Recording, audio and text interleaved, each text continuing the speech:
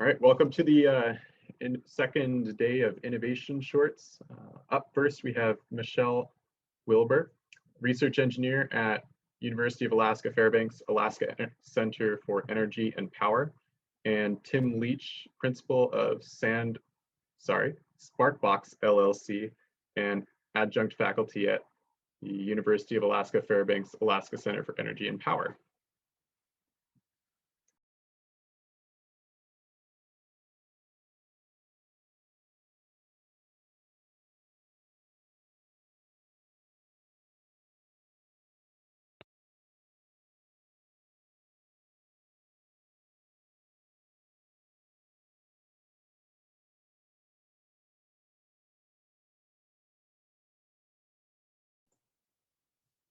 Tim, I can't hear you at least.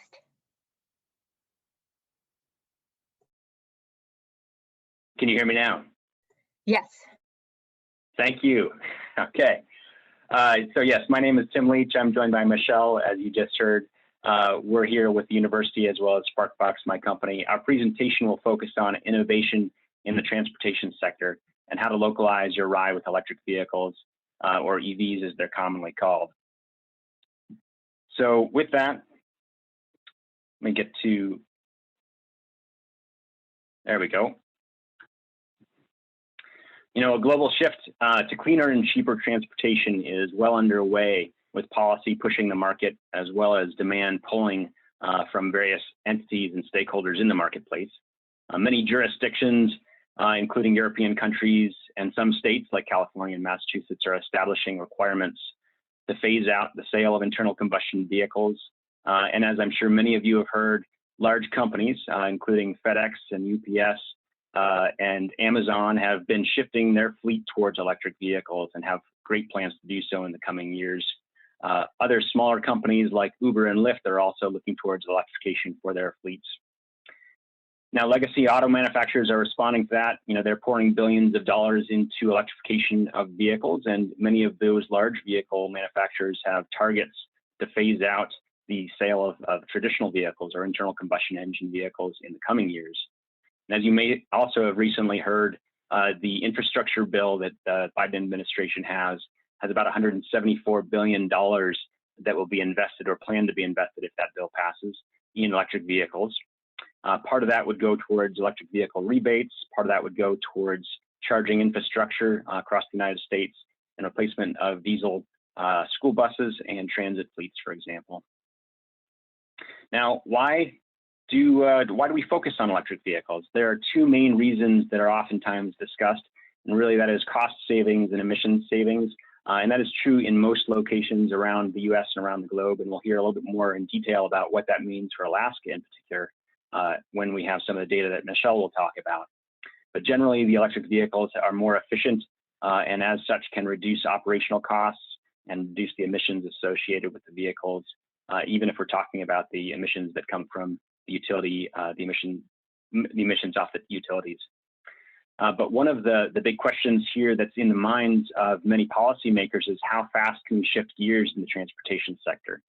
You know, will we be able to shift gears quickly enough to reduce emissions?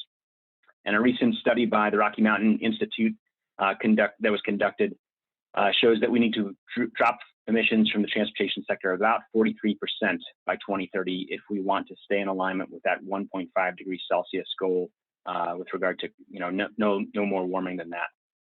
So we have a long ways to go here if we're interested in trying to clean up the emissions from transportation sector. Now, when it comes to transportation, we have three main choices with regards to how we spend our fuel dollars, so to speak, or our energy dollars. You know, the traditional way here is to support the petroleum supply chain, which transfers a lot of money out of your community. You're essentially importing fuel and exporting your dollars there. Now, if you choose to electrify your ride, you can choose to spend more of those dollars with benefits more locally. For example, if you're in Juneau, you're sending your check down to AEL&P, and the image there in the upper right is Snettisham. So a lot of the fuels that are used by electric utilities are produced either regionally or locally, and in some cases, those are renewable energy sources. Now, the third option is to produce your own electricity. Putting something like a solar photovoltaic panel or a small wind turbine or a micro hydro setup behind your meter, and you can localize or hyper localize your energy expenditure choice there. Now, how much money are we talking about with regard to this energy expenditure? In 2018, Alaskans spent just about $3.57 billion in that year for all modes of transportation, for the fuel for all modes of transportation.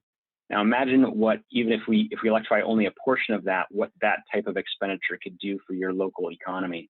And as we were hearing a little bit from our keynote just a few minutes ago, it can go quite a long ways in terms of job creation and benefits to the community.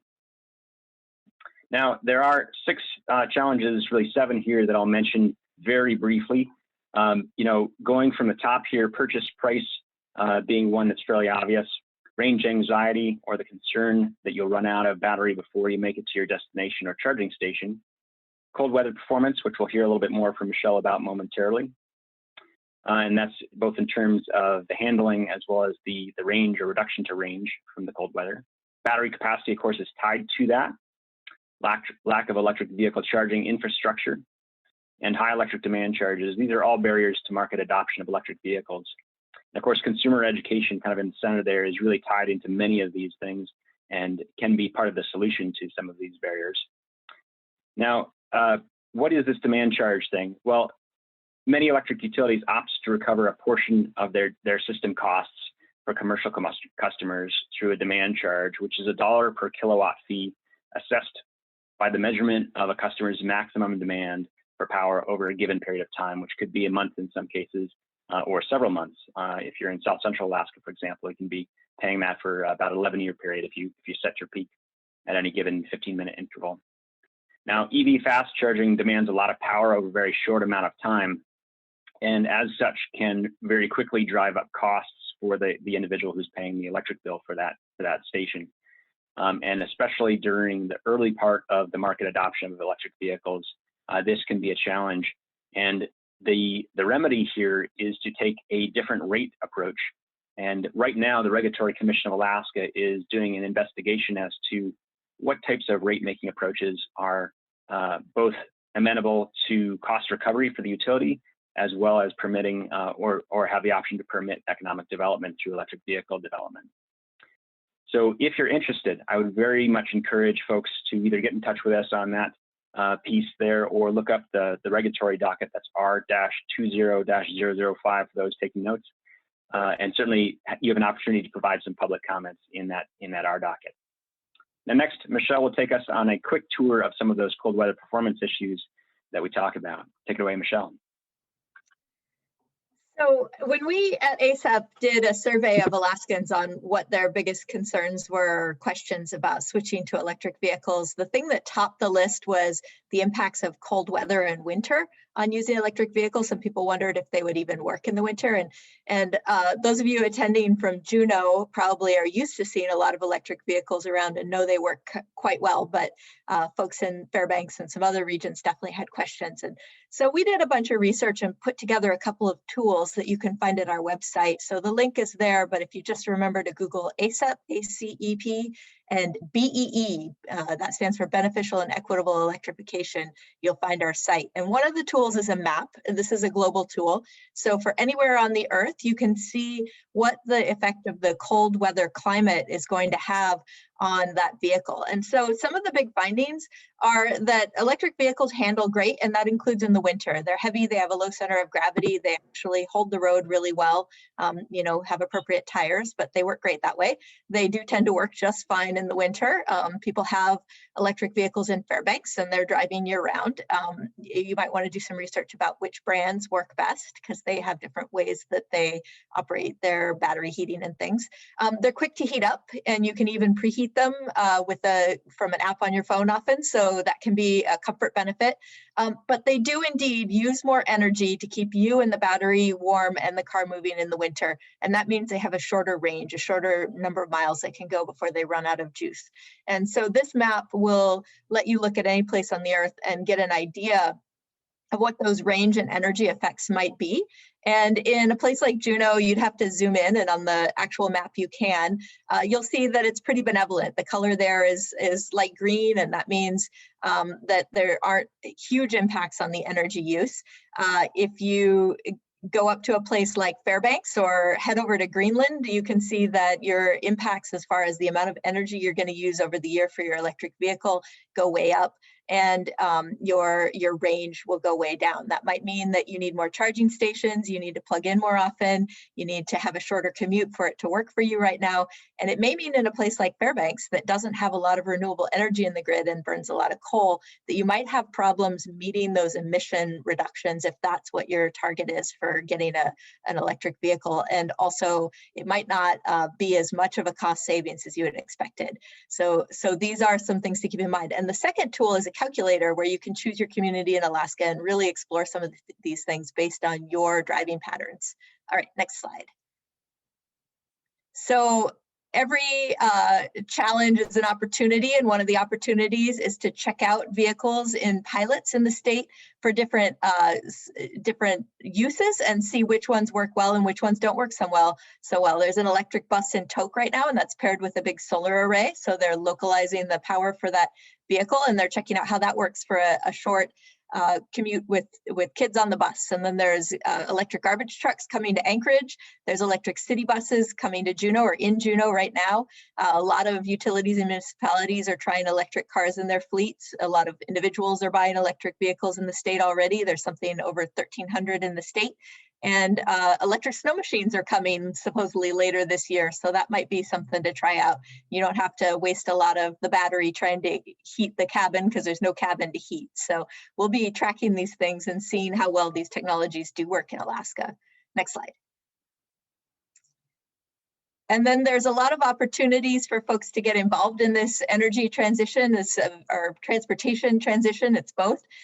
There are a couple electric vehicle associations. There's one in Juneau you can look up, and an Alaska-wide one. There's private businesses that are looking into installing charging to help you get around and fitting into some of those other niches in the industry.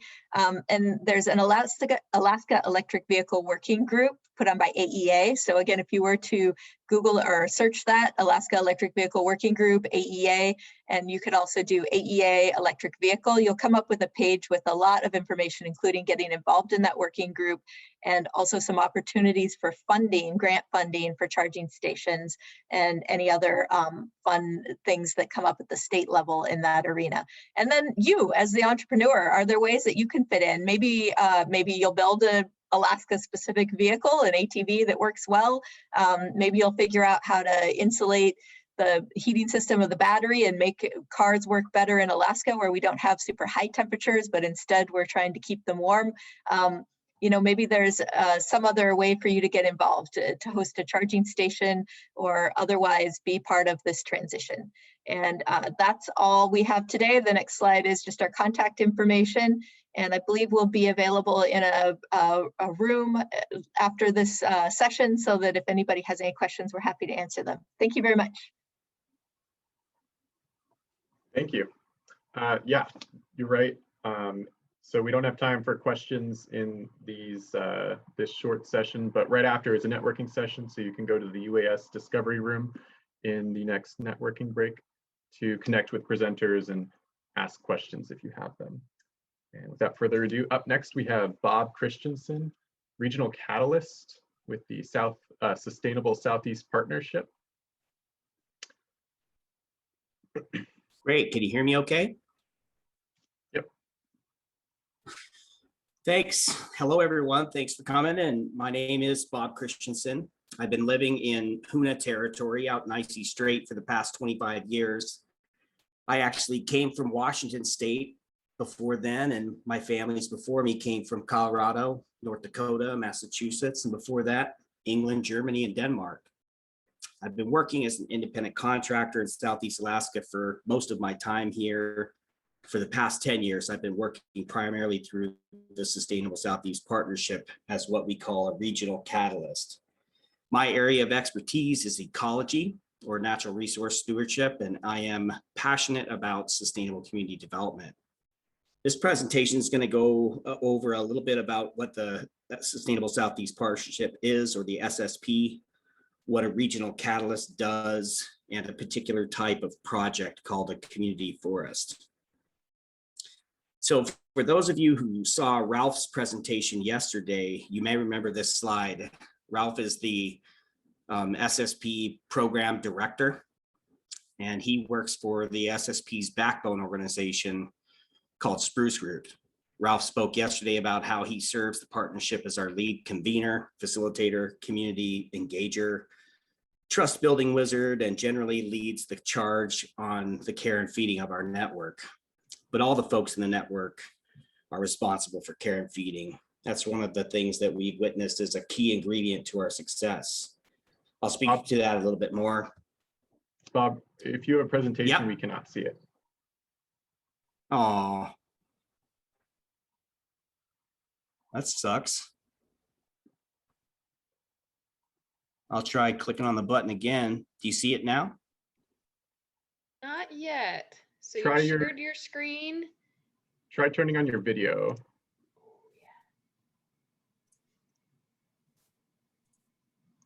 Nice. There we You go. can see it. Great work. Oh. So this was about the SSP, this slide here, just talking about Ralph as the coordinator, and all the other folks in the SSP as being responsible for care and feeding. It's a collective impact network that includes many different Indigenous and non-Indigenous community, regional, and national organizations. And we have come together to work on rural community sustainability by pooling technical, financial, and social resources to meet a challenge that none of us could overcome alone. Challenges such as how to create a sustainable rural economy in a global economic system. Tribal governments, ANCSA corporations, conservation organizations, the Forest Service, businesses all provide staff from their organizations to work together in the SSP network. These folks are called catalysts, and they operate within their respective communities, like this group of folks here, or in service to the entire region. Each regional catalyst has an area of expertise and focus. Mine again is ecology or natural resource stewardship. Community catalysts provide a direct connection to the community itself, and in addition to doing much of the project groundwork, keep the partnership focused on community priorities as they change over time. There's sort of a magical quality of the network that might be understood in terms of a venture capital group. As most of you probably know, a venture capital group invests in companies that have a high growth potential, largely for financial return on their investment. The SSP is a form of venture capital group that includes access to capital, financial capital as one of its core functions, but also invests significant human resources in each of the projects. And the focus of our investment certainly includes businesses, but it also includes entire communities, from individual residents to municipal governments. We also invest in our member organizations themselves, building the capacity of the network to adapt and grow over time. And this investment strategy is a manifestation to our commitment in the triple bottom line. So real briefly, what does a regional catalyst do? What does a regional catalyst do in the SSP? And I want to mention that, of our focus areas like economy, natural resources, food, tourism, they've all been identified through several years of conversations and relationship building with our partner communities.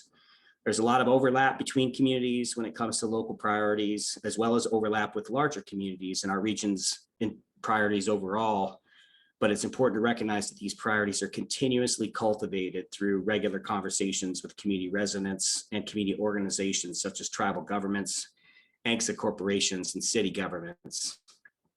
Once we have a sense for current community priorities, we work on connecting community projects with the resources they need to succeed, including funding, but often more importantly, bringing in other partners from within the network or state and federal agencies. As we participate in community projects and provide technical and social services, we promote a triple bottom line framework so that we might maximize benefits that are not commonly accounted for, such as social and environmental values. Projects can range in size and scope from small and discrete, like conducting feasibility studies, providing training workshops, hosting community events, or even to broad and large projects like the community forest that I'm going to talk about on the next slide, or even more broad, such as impacting government policies that result in improving the overall environment for projects to have success. Another very important part of what a regional catalyst job is and the community catalyst as well, is the care and feeding of the network itself. It's essential part of pooling resources and of increasing the value of those pooled resources by developing our own capacities for things like project planning, meeting facilitation, grant writing, entrepreneurial thinking, racial and equity dialogues, etc. We also have a shared set of values and principles that are included in our operating agreements, and we meet regularly through what we call monthly hangouts, as well as participate in regional week-long retreats 2 to 3 times per year. And this has been going on for about 10 years. So those are some of the key points. That's a picture of a culture camp in Hoonah. This is one of the best ways I've found to cultivate relationships in the community, is just to go volunteer for a culture camp in a rural village. So diving a little bit into the community forest project itself as a vehicle for realizing the SSP's common vision. We have 2 community forest projects right now that are active in the network, one in Hoonah and one in Cake, but I'm going to focus here on the one in Hoonah to provide you a sense of the investments and the returns on the project. First, the community forest project is an all lands, all hands approach to natural resource stewardship with a focus on local indigenous workforce development and community priorities. We provide a consistent inventory and assessment of natural resources for all land areas in the project area, including regional village corporations and Forest Service lands. Our first community forest project came together in an unlikely collaboration between conservation groups, the Hoonah tribe, the Sealaska Corporation, and the Hoonah Totem Corporation. What we did is we asked, if we could work together on a common goal of providing local jobs, and there was agreement. So once we got on the same page with a common goal, we went looking for funding to start it up. And we were able to find some project startup funds in a NRCS program, which is a sister organization to the Forest Service under the Department of Agriculture. This program is called the Regional Conservation Partnership Program. And its goal is to create more NRCS funded conservation impact on private lands through investments made by partnerships. And we were able to successfully achieve this goal, plus a whole lot more, by emphasizing the triple bottom line. We knew that our group of partners, in addition to a shared interest in natural resource conservation, was also interested in natural resource production, especially for supporting subsistence activities in the community. Also, as mentioned above, partners were interested in local job creation, and we were fortunate that the NRCS funding was flexible enough to make room for workforce development. We also knew that partners were interested in providing more local influence on natural resource management decisions, particularly the tribe. And this was accomplished through local hires and the organization of a local stewardship council, as well as a number of efforts to survey community interests and amplify them to land managers. I include here, a couple bullet lists to summarize some of the local achievements alongside, sort of their relevant investments, as well as a little list below to make a connection to, the global economy. All in all, the return on investment has proved pretty awesome. Like 300,000 in cash resulted in about 3 million invested in the community in this project. There was a number of local jobs. Condition of the environment is improved, and the tribes, having more influence over local land management decisions. And as this project has matured, it's been around for about 6 years, I think, at this point, and become a stable program of work. There's now basically a new question, which is how do we sustain it over the long term? We can't just get money from the NRCS forever. There'll be a long-term partner for a portion of the project, but it's going to take more than that. And so, I want to leave you with this question. We're working on it together right now as a partnership, but I want to also share it with you all, because there's a huge pool of resources that are gathered through the Innovation Summit.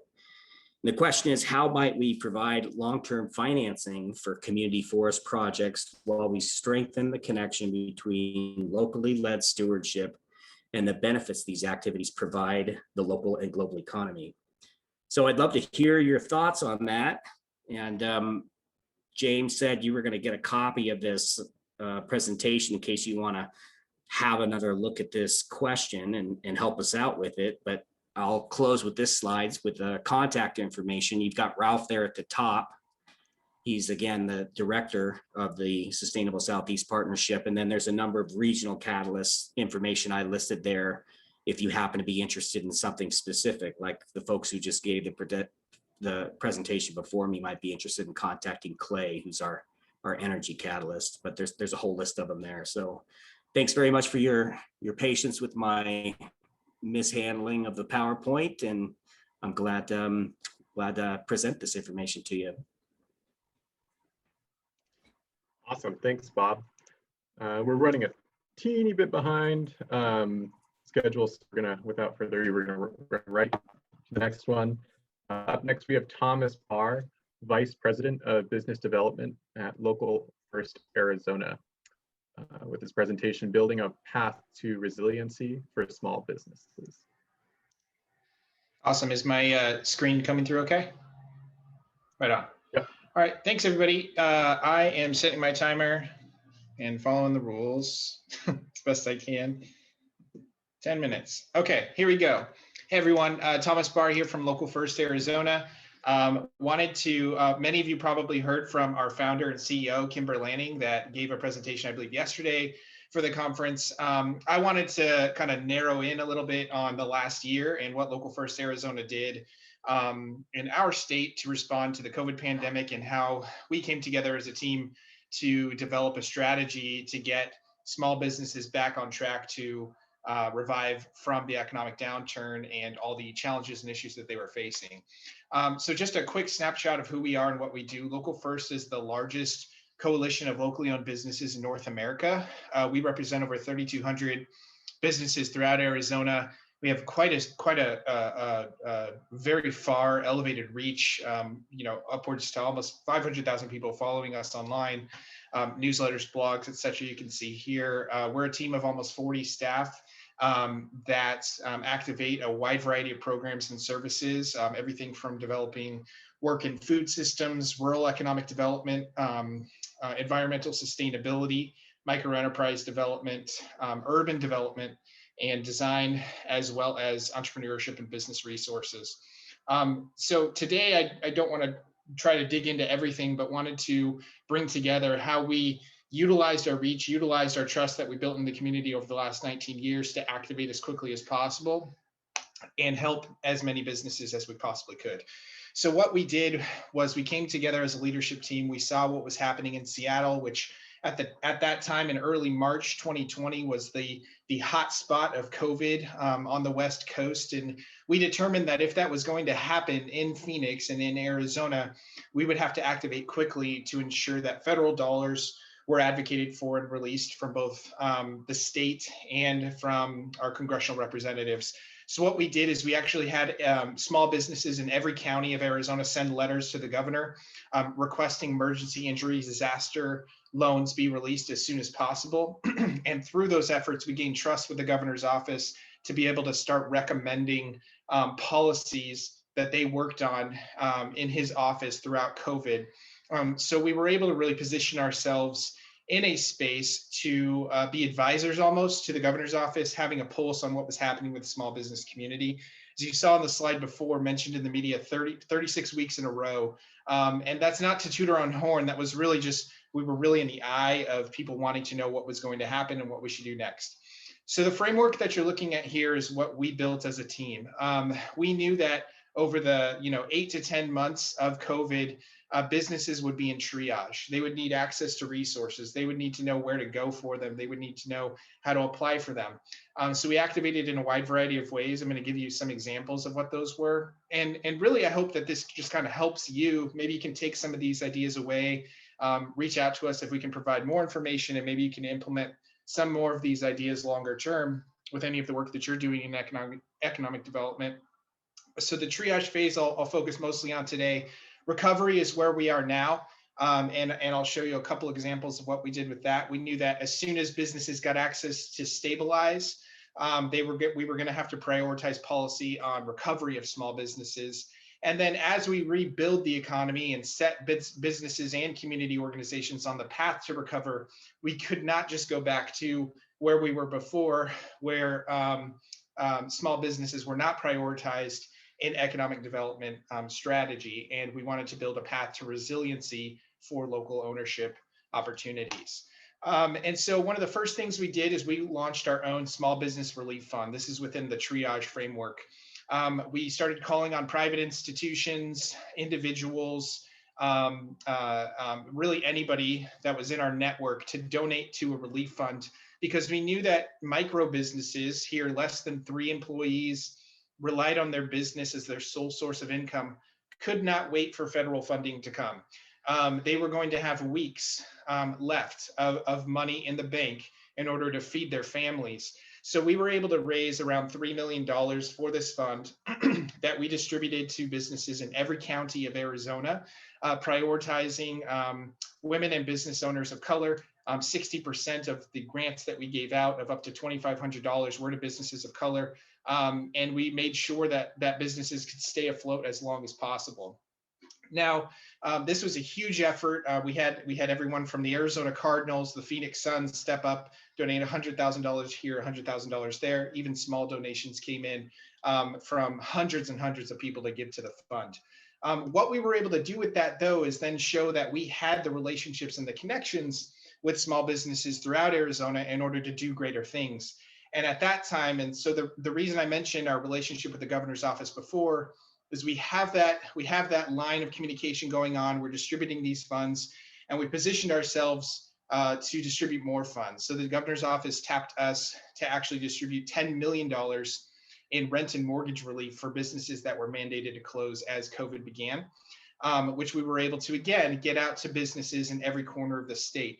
As we all know, as many people know, when a lot of dollars are released, the rural communities tend to get left behind. And so we also operate as the Arizona Rural Development Council, and we're able to tap into community organizations in rural communities to make sure that those businesses can get access to the funding that was made available as well. One of the other huge things that we did is we developed an initiative called Feed Phoenix. This got national recognition. The city of Phoenix was going to tap into CARES funding to supply meals to communities that were underserved that needed meals through COVID. And instead of them going to one company, let's say Aramark, and giving the entire contract to them, we said, let's take the money and let's actually put it into the economy and make it work.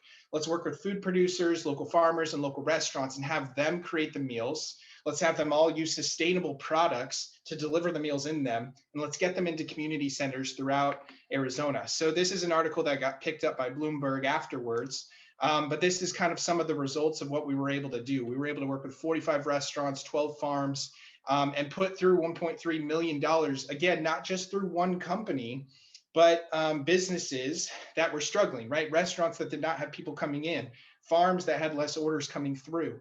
And we were able to really impact the community. Over 80,000 meals served, nearly 6,000 fresh produce bags distributed to people, right? Healthy, local, good food throughout the community. And so we're in talks right now to potentially replicate this program in other cities and other communities, and also renew the contract that we have with the city of Phoenix to do even more. But what we know is that to get on a path to recovery, we have to look at what's happening. We have to look at how people are changing their spending models, right? This is just looking at how many more people are going to be buying online or doing pickup, medicine, groceries, alcohol, food products, snacks, jewelry. Everything is shifting to pickup, order, delivery, right? Small businesses can't be left behind as people are shifting their spending habits. So what we did is we noticed this was happening in April 2020. We said we have to do something about it. So we created our own marketplace. It's called Shop Arizona. It's live on our website, shop.localfirstaz.com. We were able to get, again, the governor of Arizona to announce that this was opening up. We now have over 800 items on this website from small businesses in order to allow them to remain competitive in selling items online. So this is just one of the ways that we were able to say, you know what, in order to allow those artists, those crafters, those small businesses developing products and services to be able to get their items online, just that people were not purchasing everything that they needed to from Amazon. So this is something that we're continuing to grow and develop. But even greater than that, as we know that groups are coming together to think about how businesses need to actually reopen. This is just one of those things. There's a new group, the Arizona Consortium, that's coming together with local businesses that are certifying businesses for staying cleanly, that are adopting COVID protocols, that are helping businesses build consumer trust as they reopen, as they start to invite more people back into their places that they're operating. But the greatest thing that we just announced yesterday is the Arizona Economic Recovery Center. Arizona was the 50th state to recover from the Great Recession, the very last state.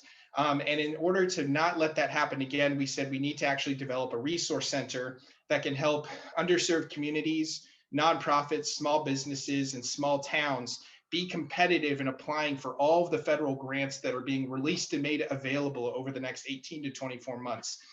So we're hiring 2 full-time people to run this program, to write grants, to identify funding opportunities, to help businesses, organizations, and towns collaborate together to remain competitive in applying for those funds so that we can ensure that Arizona's economy is stimulated as much as possible. So I'm grateful for being here today. I just shoved a ton of information down your throat, and I realized that if you'd like to get in touch, please do. And we're happy to share more information about any of the things that we've done, and hope that some of this can be helpful for you to take away and potentially implement in your own communities as well. So thanks so much for having me.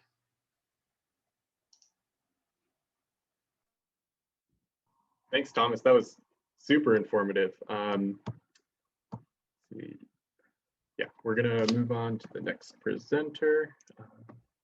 Next up, we have Richard Burns, President of Frontier Media, with his presentation, Look Local First, Winning Hearts and Minds.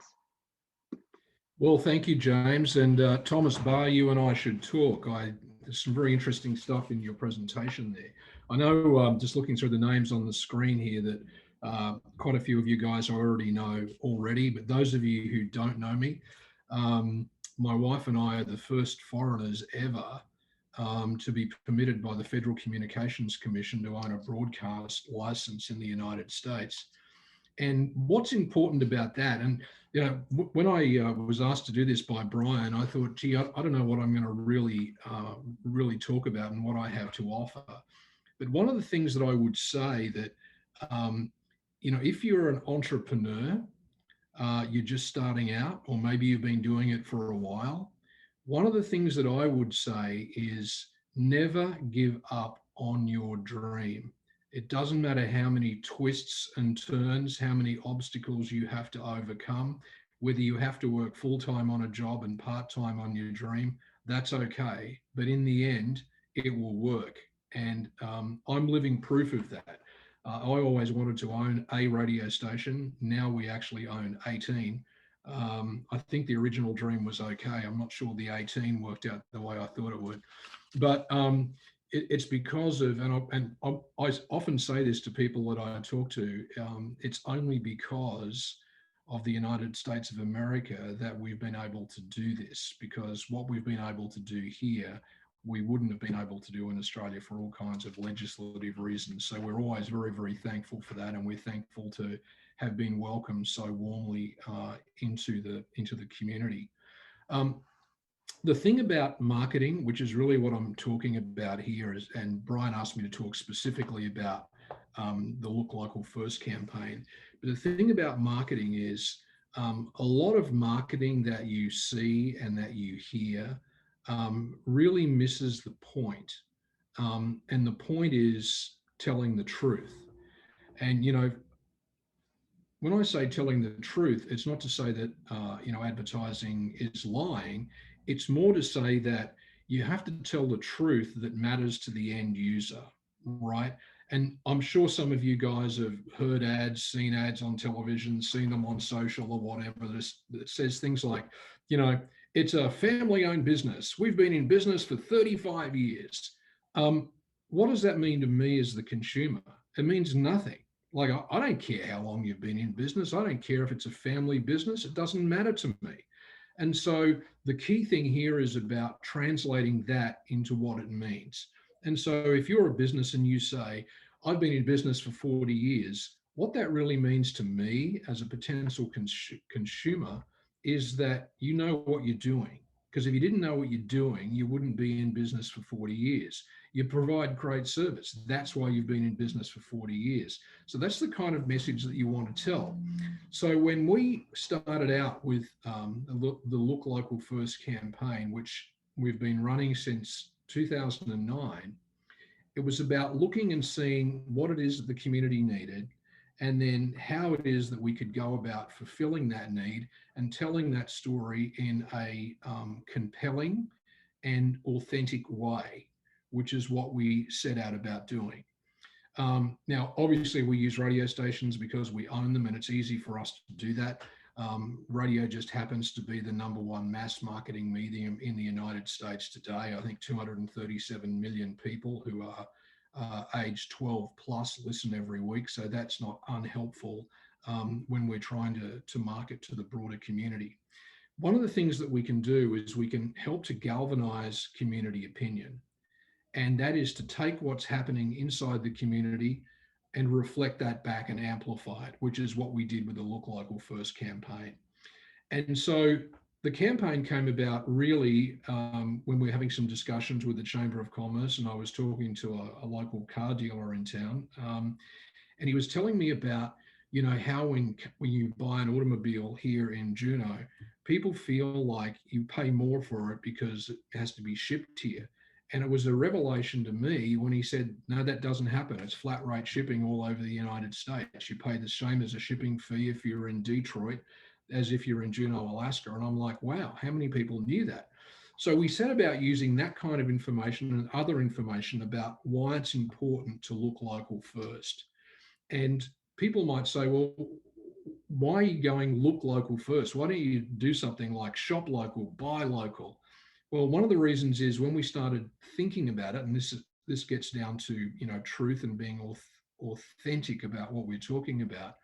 In Juneau, Alaska, for those of you who live here, you know you can't buy everything you want. It's not possible because it just isn't here. But what you can do is you can ask people to look local first. At least do that. See if it's available here. Make some phone calls. Because if it is here, then you have a way of supporting the local economy. And that support flows through to all the kinds of services that make Juneau the city that it is. And so what we set about doing with that was actually putting the dots very close together. So, you know, when you buy something here, sales tax is paid here. The local business has money to give to local groups and organizations who are always knocking on the door for the kids' sporting events and the arts and all those kinds of things. It helps the schools, it helps law and order. And if you don't spend that money here, then those kind of services won't be available. And we have found different ways to tell that story over the years. We've told it to the tune of about $1.5 million worth of free promotion that we've given to the city of Juneau through our relationship with the Chamber of Commerce. And if you want to kind of break that down into what it means, there's something like 4,000 or so messages per year that we use to promote that Look Local First message. And it has been very successful. The message focuses on one of two types of advertising that you can do. And there are only two. If anyone says you can do more than two types of advertising, I'd like to talk to them. And here are the two things you can do: features and benefits and fear of loss. They're the only two kinds. And fear of loss generates an immediate response because it's like, hey, if you don't get this today, it's not going to be here tomorrow, some special offer. You know, 0% interest is only available this month on these cars or whatever. And the features and benefits is more of a longer term campaign, which is like explaining what the reasons are for doing this. What are the benefits of doing this to you? What's the benefits to the greater community? And that's what we're focused on with the Look Local First campaign, is the features and benefits section. Now, individual businesses in town can choose to promote and pay to promote, you know, the fear of loss offerings and those kinds of things. But really what we've focused on is this very deep underscoring. The other thing with these types of campaigns is, and it doesn't matter what it is, everyone gets excited about these sorts of new developments, whatever they are, whether it be this campaign that I'm talking about, or whether it's an app, or whether it's something else, right? And so can the campaign last past the initial passion for phase, when everyone's excited about it? Hey, this is a really groovy thing, let's all get into it. And then they get into it, and then over time, the energy is not, it's not self-sustaining, right? And if it's not self-sustaining, you've got to continually keep trying to create new ways of putting energy into those campaigns. So what we've tried to do here is to create something that we knew was going to be a very, very long-term campaign. And in fact, when I launched it, I said to the Chamber of Commerce, listen, we're not going to do this just for 1 year. We're going to do this for the next 20 years. We're not going to give up doing, because it's a message that needs to be told, and it's a message that needs to be sold and resold until it becomes a part of the DNA of the local community. So one of the things that I would just say is, if you guys want to get in touch with me, I'm easy to get a hold of. I'm at the Juno Radio Centre. James, Alex and Brian's got my email address. I'm happy to talk to anyone, help anyone with anything at all. Thank you for giving me the time to talk to you this afternoon. And I have to rush now because I've got to get outside into this beautiful spring afternoon here in the capital city.